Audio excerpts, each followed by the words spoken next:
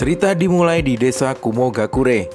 Terlihat Raikage kedua dan beberapa ninja elit sedang mengadakan pembicaraan internal tentang kesepakatan beraliansi dengan desa Konoha. Raikage kedua mengatakan aliansi ini akan menjadi awal yang baik untuk kemajuan Kumogakure. Tapi, di antara mereka ada yang menolak rencana aliansi itu. Dan itu adalah dua bersaudara Kinkaku dan Ginkaku. Kinkaku mengatakan jika Hokage kedua itu adalah orang yang sangat mencurigakan. Dia dikenal sebagai sisi gelap dalam pemerintahan Konoha. Bahkan telah menimbulkan konflik internal yang berkepanjangan. Jadi pasti dia merencanakan sesuatu di dalam perjanjian aliansi itu. Kalau sampai Kumogakure lengah, cepat atau lambat, Konoha akan menguasai Kumogakure. Tapi pendapat Kinkaku dan Ginkaku itu tidak dihiraukan. Raikage kedua mengatakan saat ini Kumo telah banyak kehilangan pasukan. Menentang ajakan Konoha untuk beraliansi akan sama saja membahayakan Kumogakure. Konoha adalah desa yang besar. Sangat berbahaya jika mereka menjadi musuh, dan akan menguntungkan jika mereka menjadi teman. Dengan begitu pasukan militer Kumogakure akan terbantu dan stabil kembali. Akhirnya, diputuskan jika Raikage tetap akan mengadakan pertemuan itu dan mengundang Hokage kedua ke Kumogakure. Terlihat dua bersaudara itu sangat kesal. Beberapa hari kemudian, Hokage kedua tiba di Kumogakure bersama murid-muridnya. Mereka duduk bersama petinggi Kumogakure untuk melakukan perjanjian aliansi. Kinkaku mendekati Raikage dan mengatakan jika ciri khas orang Kumogakure adalah bersifat keras kepala. Bisa memutuskan untuk berdamai hingga beraliansi dengan desa lain, membuktikan Raikage kedua memiliki jiwa yang besar. Mendengar hal itu, Raikage tersenyum lalu mengucapkan kata-kata yang sering dia katakan. Tidak diduga, Raikage lalu terhisap ke dalam gentong Kinkaku. Setelah itu, Kinkaku mengatakan pada Hokage kedua jika perjanjian aliansi telah dibatalkan. Seketika Hokage kedua yang melihat itu tersentak kaget.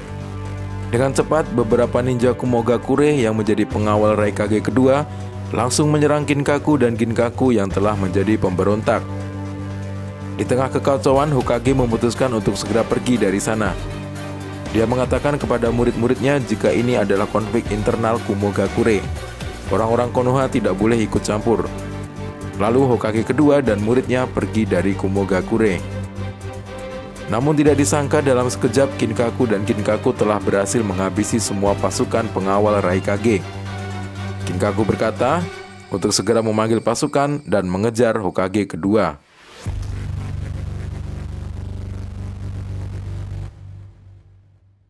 Beralih kepada tim Hokage kedua. Mereka berhenti di suatu hutan untuk bersembunyi dan mengatur strategi.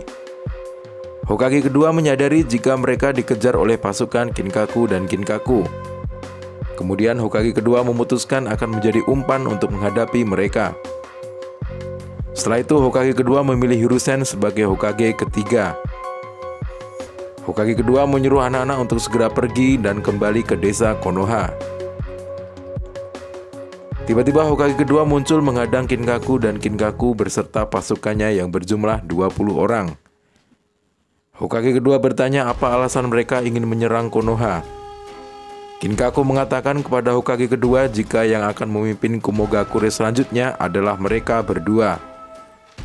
Ginkaku mengatakan dia tidak akan mempercayai Konoha sebagai aliansi. Aliansi menurutnya adalah penghinaan. Mereka berniat menghabisi Hokage kedua untuk menunjukkan jika kehebatan Kumogakure lebih unggul daripada Konoha. Lalu Ginkaku mengatakan dengan menghabisi Hokage kedua, maka desa Konoha harus tunduk kepada Kumogakure. Dan mereka pun bertarung.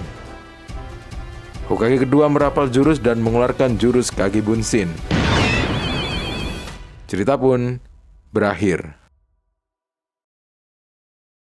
Cerita dimulai di sebuah hutan, di mana Tobirama menghadang Kinkaku dan Ginkaku juga pasukannya.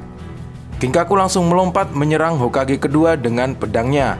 Dengan cepat, Tobirama merabal segel dan mengeluarkan jutsu, Kage Bunshin no Jutsu. Lalu muncullah dua Kage Bunshin. Tobirama menahan serangan Kinkaku dengan kunai. Serangan pedang Kinkaku pun terhenti. Ginkaku yang berada di belakang berkata, "Ayo, serang dia!" Lalu semua pasukan Kumo berlari menuju Tobirama.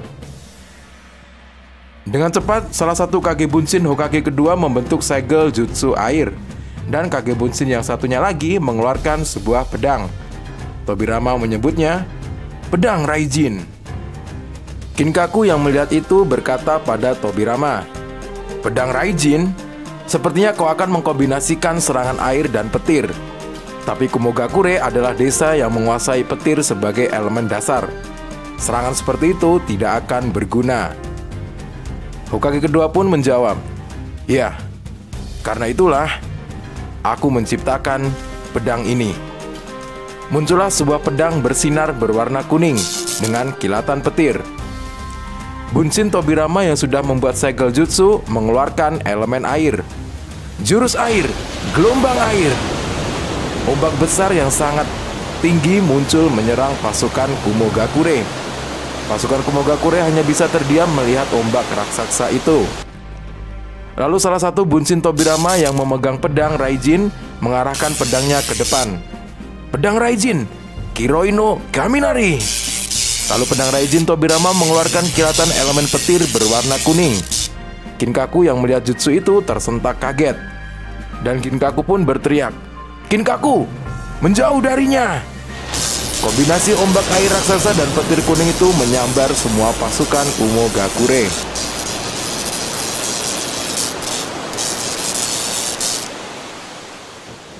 Scene beralih ke desa Kumogakure. Terlihat seorang tetua berdiri di depan ninja-ninja Kumogakure.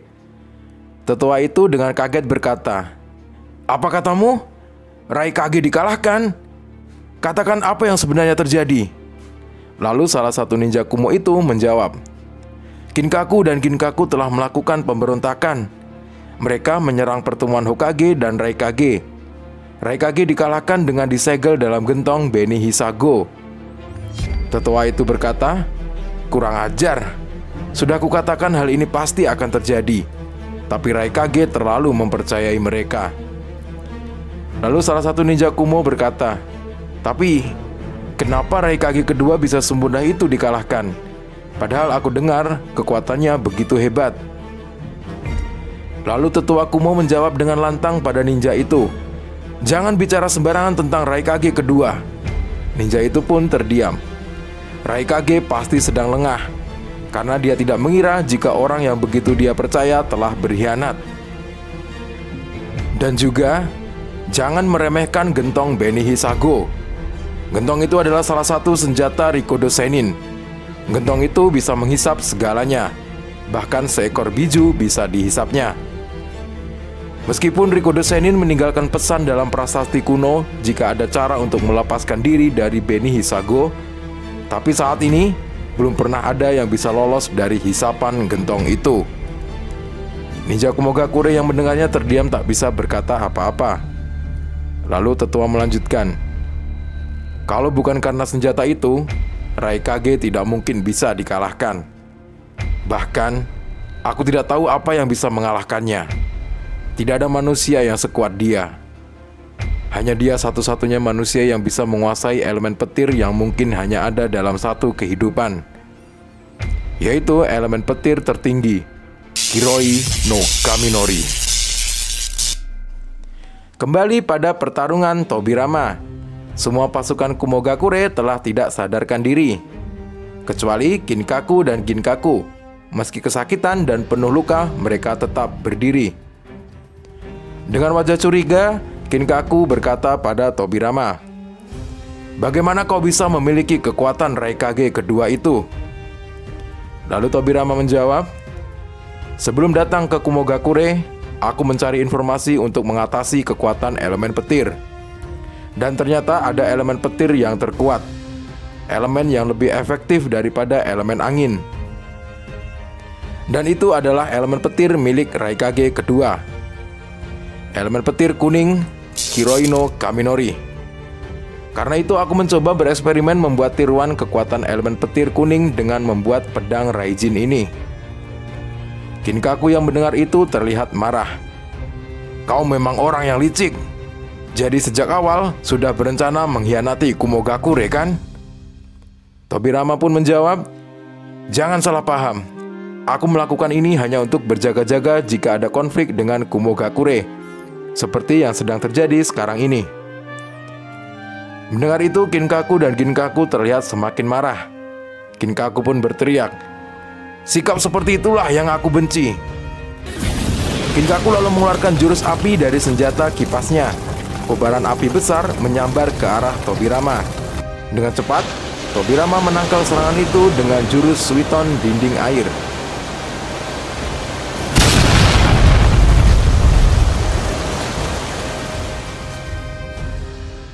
Shin beralih pada Hiruzen dan teman-temannya yang berlari menuju desa Konoha.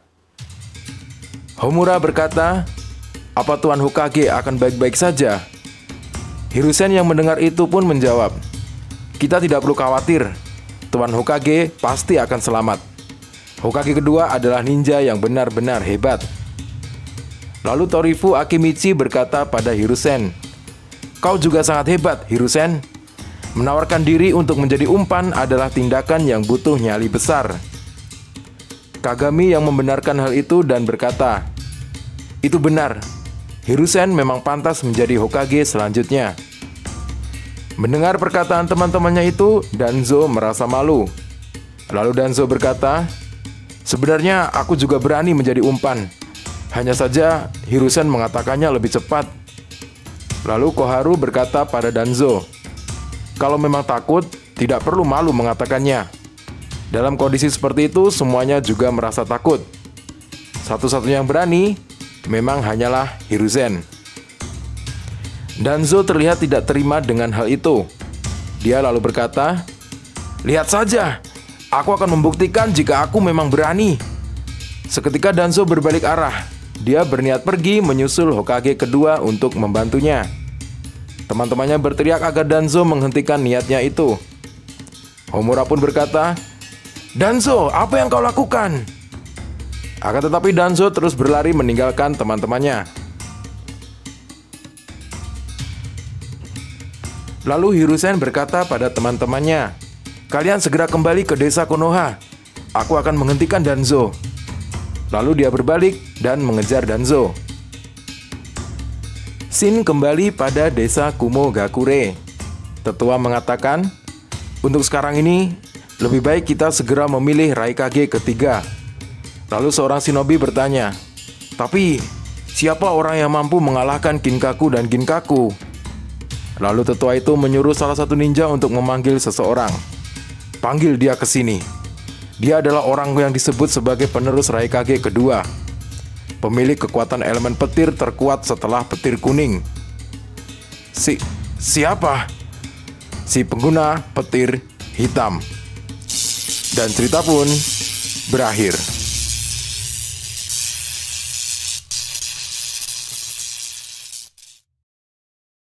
Cerita dimulai pada pertarungan Ginkaku dan Kinkaku melawan Tobirama.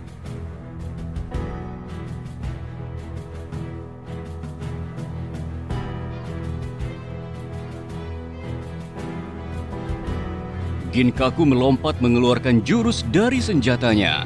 Kinkaku berteriak, Basosen, Hinomaki! Senjata itu mengeluarkan kobaran api yang dahsyat. Kobaran api besar itu bergerak menuju Tobirama. Dengan cepat, Tobirama membentuk segel dan mengeluarkan jurus Suiton Mizu Kabeno Jutsu. Muncul gelombang air besar yang membentuk dinding pertahanan yang kuat. Ledakan besar pun terjadi.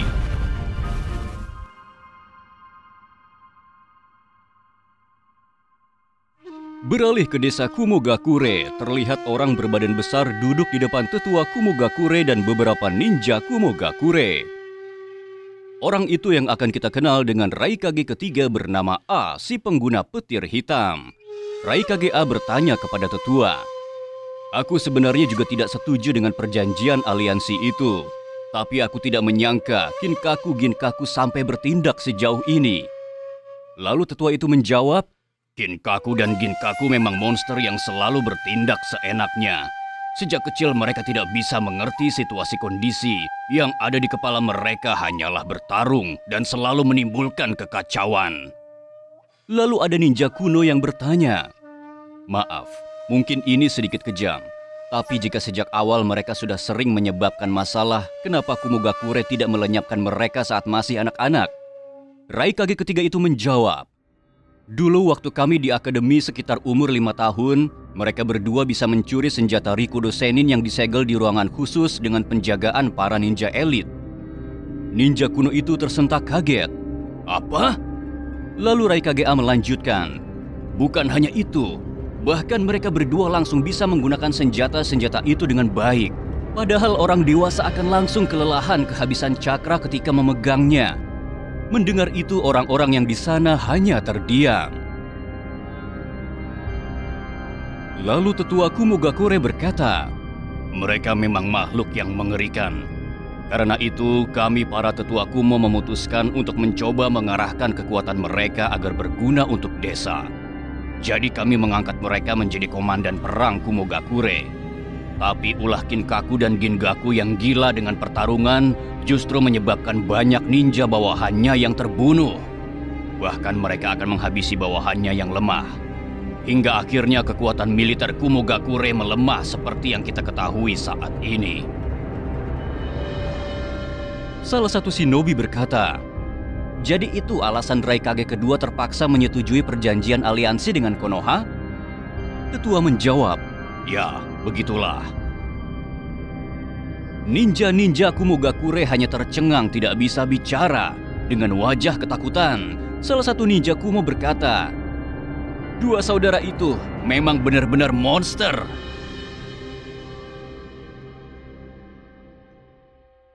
Kembali ke pertarungan Tobirama melawan Kinkaku dan Ginkaku. Tobirama terlihat kelelahan, lalu Ginkaku tersenyum dan berkata pada Tobirama, serangan Raijin itu memang hebat, tapi benda itu hanyalah tiruan. Petir kuning milik Raikage jauh lebih kuat dari ini. Terlihat Tobirama cukup kelelahan. Tobirama berkata dalam hati, meski hanya tiruan, tapi pedang Raijin ini tidak lemah. Justru tubuh merekalah yang terlalu kuat. Tapi mungkin saja jika serangan Raijin mengenai mereka secara langsung, bisa melukai tubuh mereka. Lalu Tobirama berlari menuju Kinkaku dan mencoba menyerangnya dengan pedang Raijin. Namun Kinkaku bisa menghindar dan menendang Tobirama, tapi tendangan itu bisa diatasi oleh Tobirama. Lalu giliran Ginkaku berlari menyerang Tobirama dengan pedangnya. Namun Tobirama berhasil menghindar. Tobirama terlihat kelelahan. Memang mustahil kalau menghadapi mereka berdua sekaligus. Aku harus mengalihkan perhatian mereka dan membuat lengah terlebih dahulu. Lalu Tobirama membentuk segel tangan dan berniat mengeluarkan sebuah jutsu. Kembali ke desa Kumogakure, Raikage ketiga berkata, Kinkaku dan Ginkaku memang kuat, bahkan aku juga bukan tandingan mereka. Lalu tetua bertanya pada Raikage ketiga, lalu bagaimana cara menghentikan mereka? Mereka sudah menjadi ancaman untuk Kumogakure. Ditambah lagi kalau mereka sampai tiba di Konoha dan mengamuk di sana, maka nama Kumogakure yang akan terkena imbas yang buruk. Raikage ketiga sempat terdiam, lalu dia berkata, jika benar saat ini Kinkaku dan Ginkaku mengejar orang-orang Konoha, tentunya mereka akan berhadapan dengan Hokage kedua.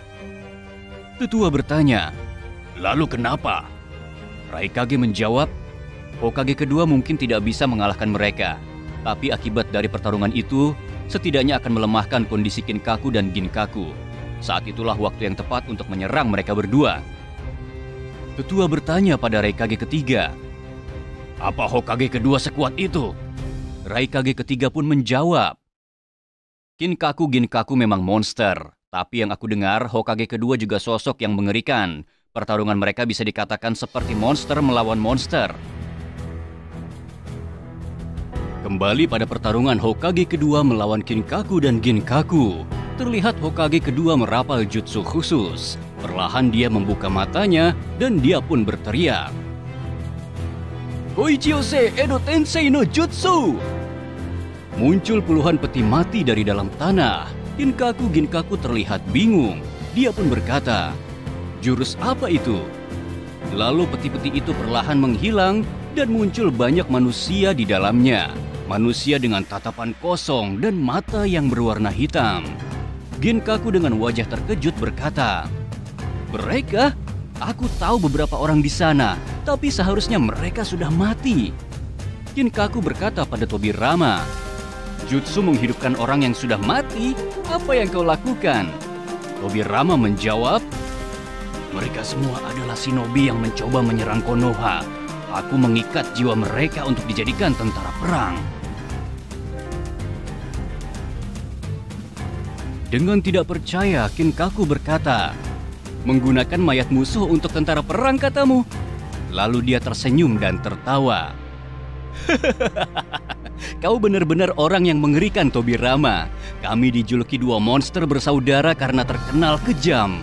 Tetapi memanfaatkan orang yang sudah mati untuk dijadikan monster tentara mayat hidup untuk bertarung. Itu keterlaluan. Kau memang monster!" Lalu mayat-mayat hidup itu berlari ke arah Kinkaku dan Ginkaku.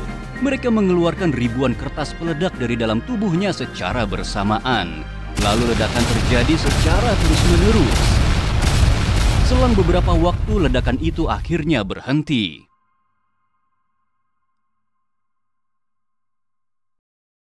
Di tengah kepulan asap, Kinkaku dan Ginkaku berhasil mundur. Mereka bersembunyi di balik pohon.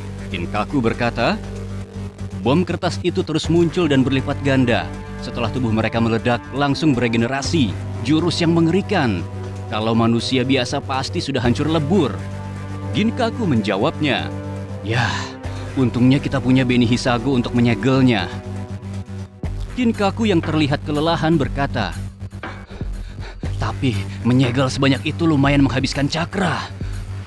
Lalu Ginkaku berkata pada Ginkaku, "Ginkaku, setelah ini tidak boleh main-main lagi. Kita keluarkan kekuatan penuh." Ginkaku menjawab, "Baiklah, Ginkaku." Tapi tiba-tiba dengan cepat Hokage kedua menusuk Ginkaku dengan pedang Raijin miliknya. Ginkaku berteriak sangat keras, "Ginkaku!" Ginkaku berkata dalam hati, "Aku tidak bisa merasakan hawa kehadirannya. Dia tiba-tiba saja berada di belakangku." Ginkaku bertanya pada Hokage kedua, "Jutsu apa ini?" "Hiraishin no Jutsu. Jutsu yang membuatku bisa berpindah secepat kilat kemanapun tempat yang sudah aku tandai." "Tanda?" "Ya, aku sudah menandai pedangmu sejak di awal pertarungan." Ginkaku mengingat saat Tobirama menyentuh pedangnya. Lalu kilatan petir dari Raijin yang menembus dada Ginkaku menyambar seluruh tubuhnya. Ginkaku berteriak kesakitan. Dia pun ambruk tak berdaya. Ginkaku terlihat sangat marah karena Ginkaku dikalahkan. Dia berteriak pada Tobirama, "Kurang ajar kau, Tobirama! Kau tidak akan kuampuni!" Muncul cakra merah dalam tubuhnya. Lalu dia berubah menjadi Kyuubi. Hokage kedua tersentak melihat itu. "Cakra Kyuubi?" Ginkaku benar-benar sangat marah dan bersiap untuk menghabisi Hokage kedua.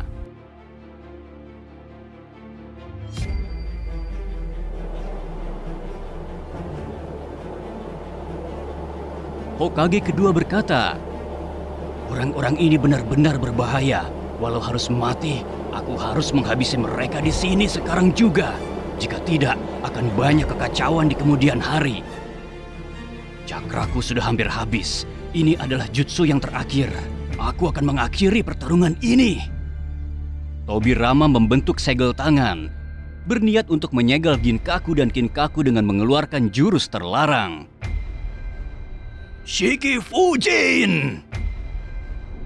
Shiki Fujin, Dewa Kematian, berhasil dikeluarkan. Sosok mengerikan itu berada di belakang Tobirama. Ginkaku dalam bentuk Kyuubi memperhatikan makhluk itu. Shiki Fujin siap menyerang Ginkaku dan menyegelnya. Namun tiba-tiba Danzo muncul di hadapan mereka. Dia pun berteriak, "Tuan Hokage, aku datang untuk membantu Anda!" Tobirama sangat terkejut melihat kedatangan Danzo. Ginkaku melihat Danzo sebagai sebuah pengganggu. Lalu dia mengeluarkan bom biju dan menembakkannya pada Danzo. Bom biju itu melesat cepat ke arah Danzo. Danzo hanya terdiam, tak bisa bergerak. Dan cerita pun berakhir.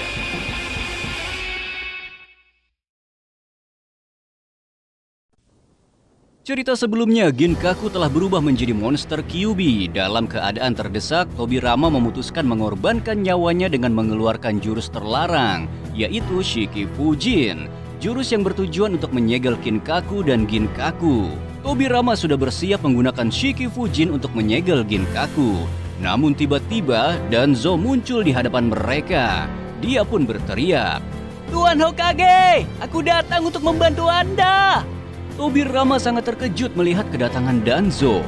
Shiki Fujin yang berada di belakang Tobirama tiba-tiba menghilang. Ginkaku melihat Danzo sebagai pengganggu. Lalu dia mengeluarkan bom biju dan menyerangnya. Bom biju itu melesat cepat ke arah Danzo. Namun Danzo hanya terdiam, tak bisa bergerak. Tobirama berusaha lari ke arah Danzo. Dengan khawatir, Tobirama berkata dalam hati, "Sial, tidak akan sempat." Dengan mengejutkan, tiba-tiba muncul Hiruzen menghadang serangan bom biju itu dengan tongkat besarnya. Benturan besar pun terjadi. Danzo kaget melihat Hiruzen yang datang menolongnya. Tapi tongkat Hiruzen itu tidak bisa menahan bom biju dengan waktu yang lama. Dengan berusaha keras, Hiruzen mencoba menahan bom itu.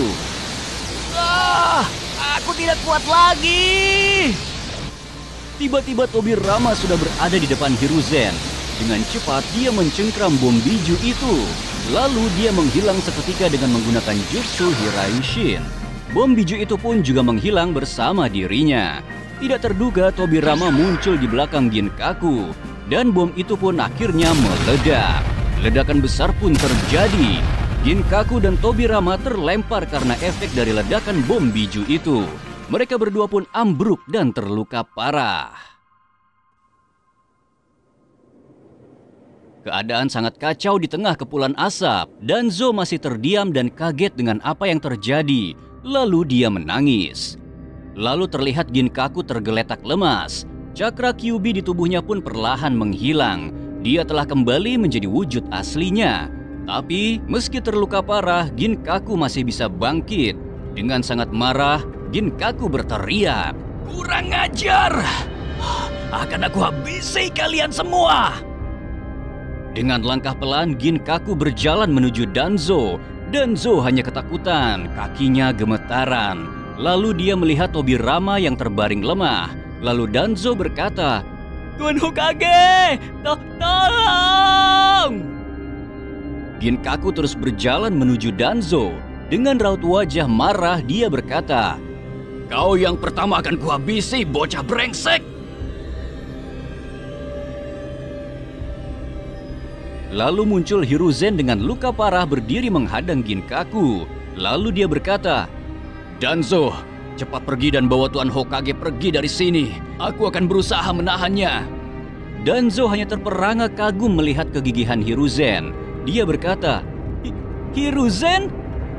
Tapi seketika kekaguman Danzo berubah karena dia tak ingin mengakui kehebatan Hiruzen. Ginkaku berkata, "Oh, kau bocah yang lumayan juga.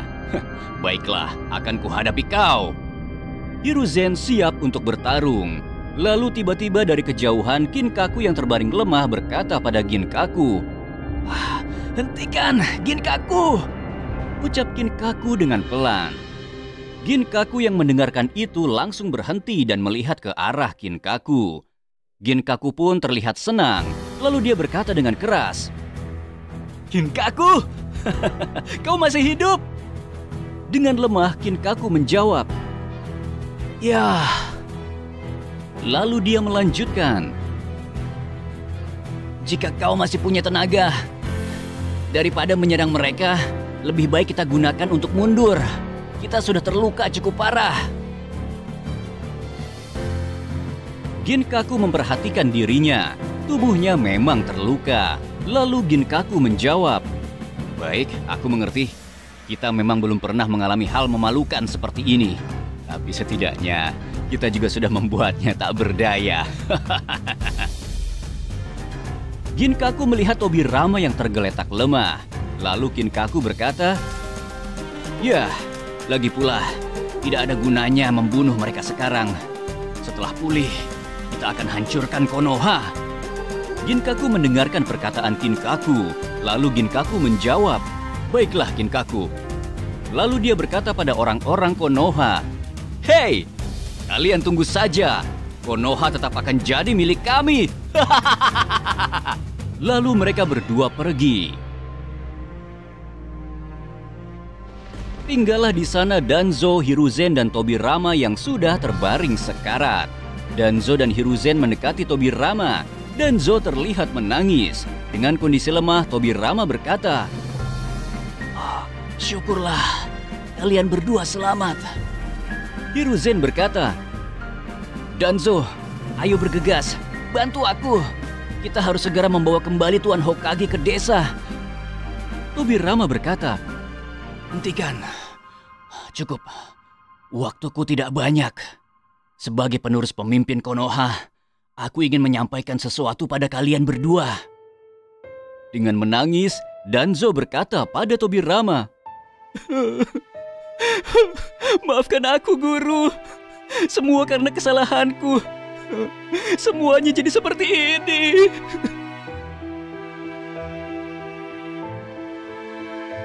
Lalu Tobirama berkata, "Tidak, itu bukan kesalahanmu Danzo. Tapi sistem shinobi yang aku ciptakan sendiri yang membuat hal ini terjadi." Danzo menjawab, "Tidak, apa yang sudah Tuan Hokage putuskan adalah hal yang benar. Anda adalah Hokage yang hebat." Lalu Tobirama berkata, "Kau memang memiliki pemikiran dan sifat yang mirip sekali denganku." Lalu Tobirama melanjutkan, "Danzo, apa kau ingin tahu kenapa aku lebih mempercayakan Hokage ketiga kepada Hiruzen daripada dirimu?" Danzo sempat terdiam. Lalu Tobirama kembali berkata, "Itu karena aku telah belajar dari kesalahanku sendiri. Sikapku yang terlalu waspada ternyata membuat desa lain merasa terancam, membuat mereka tidak bisa mempercayai Konoha. Lalu rasa tidak percaya akan menimbulkan kecurigaan, dan kecurigaan akan menimbulkan penyerangan, seperti yang terjadi saat ini." Lalu Danzo berkata, "Tapi itu semua Anda lakukan untuk melindungi Konoha dari kemungkinan terburuk. Demi desa, apapun memang harus kita lakukan." Itu benar. Tapi sikap otoriter dan berdarah dingin ternyata tidak cocok dilakukan oleh seorang Hokage yang menjadi wajah untuk desa Konoha. Lalu Tobirama melihat ke arah Hiruzen. Lalu dia berkata, "Itulah kenapa aku memilih Hiruzen. Kau adalah orang yang memiliki kelembutan hati. Kau percaya jika cinta dan kasih sayang adalah era baru menuju kedamaian." Hiruzen hanya terdiam. Lalu Danzo menjawab, "Tapi Tuan Hokage, saat ini era peperangan masih berkecamuk. Sikap naif seperti itu bukankah akan melemahkan kekuatan militer?" Ucap Danzo melihat ke arah Hiruzen. Hiruzen hanya terdiam. Lalu Tobirama berkata, "Ya, kau benar. Meski mendambakan kedamaian, seorang Hokage juga harus tetap memiliki sikap keras, waspada, dan juga tidak lengah untuk melindungi desa. Hanya saja, sifat itu tidak boleh terlihat di wajah Hokage. Sifat-sifat itu harus dilakukan di balik bayangan." Danzo berkata, "Di balik bayangan?" Tobirama menjawab, "Ya, karena itulah kau adalah orang yang cocok dengan peran itu, Danzo.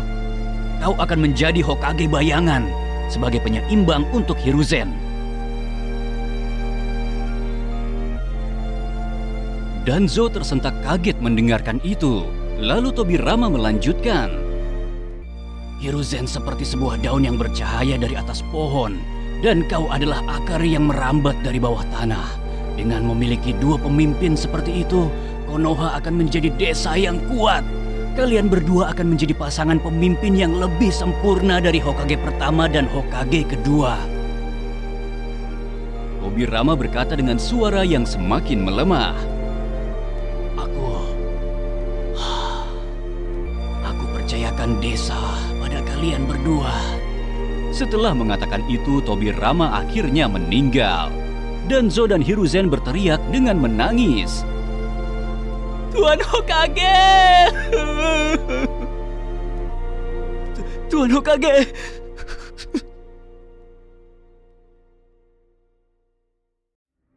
Beralih pada Kinkaku dan Ginkaku, mereka terlihat bersembunyi di sebuah tempat untuk memulihkan diri mereka.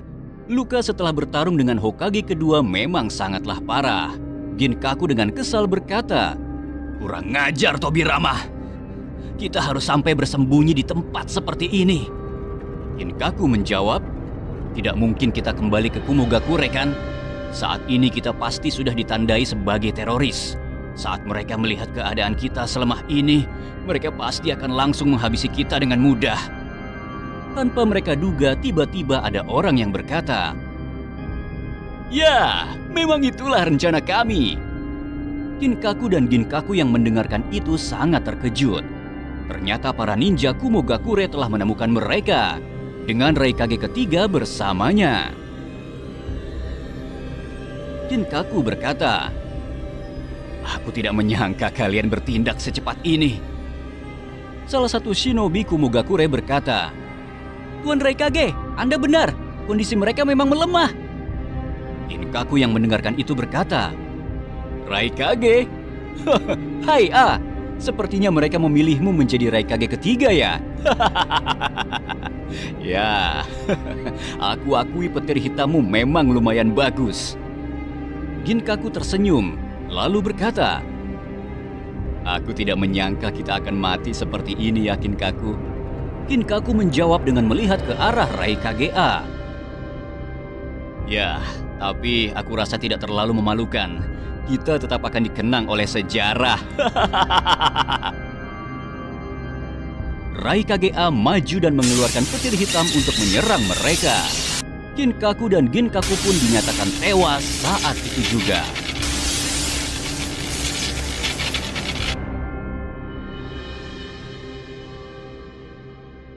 Beberapa hari kemudian, Shin berada di pemakaman desa Konoha. Terlihat banyak ninja Konoha berdiri memberi penghormatan terakhir untuk Hokage kedua. Selang beberapa waktu, upacara pemakaman pun berakhir. Terlihat Danzo berdiri di depan Hiruzen, dan dia pun berkata, "Sebenarnya, aku tetap tidak mengakui kau yang menjadi Hokage." Lalu Hiruzen menjawab, "Tidak apa-apa, tapi kita tetap menjadi teman kan, Danzo?" Ucap Hiruzen dengan tersenyum. Lalu Danzo menjawab, "Ya, tentu saja. Tapi sebagai gantinya..." Hiruzen sempat terdiam. Dengan tersenyum, Danzo berkata, "Berjanjilah untuk membiarkan aku membantumu membangun desa Hokage ketiga." Hiruzen tersenyum senang dan menjawab, "Ya, aku berjanji." Mereka berdua bersalaman, sebuah tanda janji untuk membangun desa Konoha bersama-sama. Dan cerita pun berakhir.